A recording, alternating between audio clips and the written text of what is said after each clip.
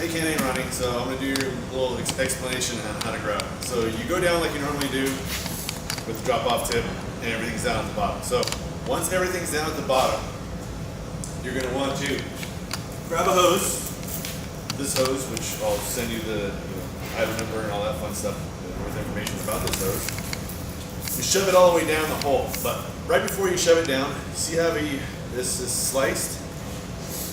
Get your knife, which I know Ken has. You got the inside curl. You slice it.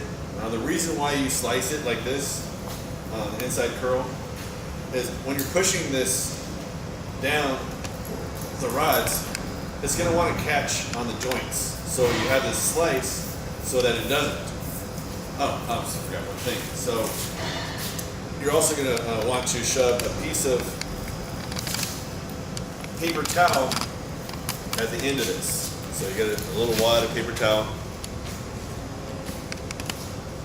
shove it on the end, like so. Now the reason for that, once you're leaving it down the hole, that paper towel keeps the crap from coming up inside your tubing, because once it's just sitting there, soil and water is going to go up inside your tubing, and it's going to get clogged when you go to grout. You go, fuck man, it's just clogging up and it's not coming out. Yeah, it's going to piss you off like nobody's business. So, now you shove the tubing down the hole, just all the way down to the bottom. You're going to hit the tip, plunk, plunk, plunk. So, once you do that, Ronnie will be doing it most likely. You're at the bottom, plunk, plunk, plunk. Pull a good 3 feet out, cut it, grab a section like so. This is about 6 feet long. The reason why you want this, and you want to pull it out, so you pull it, you pull some out, clip it right at the threads, female threads, shove it back down to the bottom. Ronnie's going to hold this, push down the casing, and hold it at the spot while you lift the rods. Oh, I forgot one thing. Cut it, fill it full of water. You got to fill the casing all the way up with water before you start pulling out. The reason why you need to fill it up with water, if you don't fill it up with water, when you start pulling the rods out, the water from below at the bottom of the hole where the drop tip is at is going to come up your casing and it's going to lock this into your casing, and you're going to be pissed because every time you lift up a rod, this comes along with it, and you're going to have to cut it off each and every time and throw everything away. It's all over again. You don't want that. It's a pain in the ass.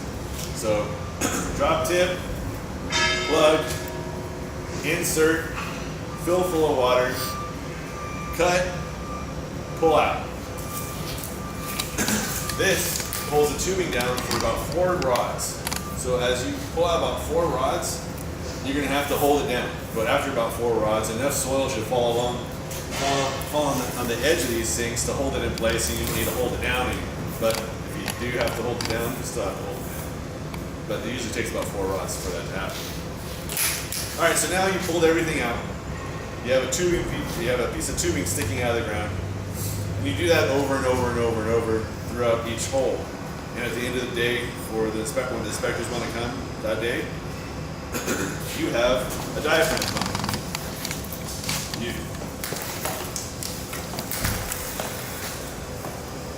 You're going to want to have a hose clamp.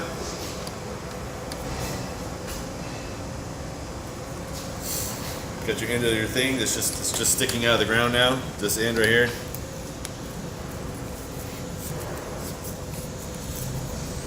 Put it over the end. Now you should have a couple of these at your office that we've used already.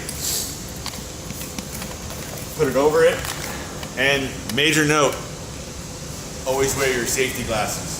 Now, what ends up happening, which has happened to me so many times, because this is how I used to grout, believe this or not. This is how I used to grout every single hole for the first few years of my career doing this. Then I decided I hated doing this and I'd rather pour it down the rods. So, I got a lot of experience with this, doing this crap. There should be an attachment for one of these on your the nut driver on your setup. Put your hose clamp around the hose bar. Tighten that sucker on, because once this is all pressurized, and if something clogs up this thing, whether it be a piece of rock or just material is just too thick or what is being stubborn, this is all pressurized material and it's pretty damn good pressure, and it's all going to come apart right here and right in your face because you're looking at this trying to get it to go. So if it's clogged up, this is a diaphragm pump, so there's a diaphragm that moves back and forth, back and forth, back and forth, back and forth to pump the material. To get it going again, sometimes you give it a good jar on the ground to get it moving. And then all of a sudden it starts pumping again. This also helps. There's a little button right here. Not all of them have that little button, but it gets it to get it going again. Alright, so now this is hooked up. Some more notes on the cement. You have an empty bucket you're going to start with. You have an empty bucket, 1/4 inch chicken wire mesh. This is a strainer. So this is clean water, but pretend it's Portland cement, okay? So you have a bucket of Portland cement.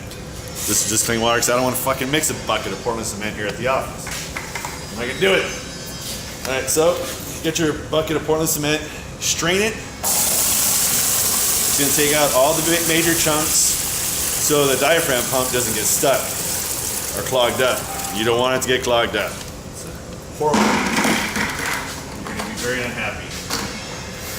So now you go ahead and get this hose, put it in here, get the air hose from the big rig, connect it up to this quick disconnect right here, and you're ready to go. You have the diaphragm pump, you have the tubing down the hole, sticking out of the hole, you have the big rig close by with the air connected right here, you have your Portland cement mixed right here, and you just hit it. So one person's at the hose, other person's at the controls, and you pump. So Ronnie is holding the hose, and he goes, "Okay, Ken, go ahead, hit it."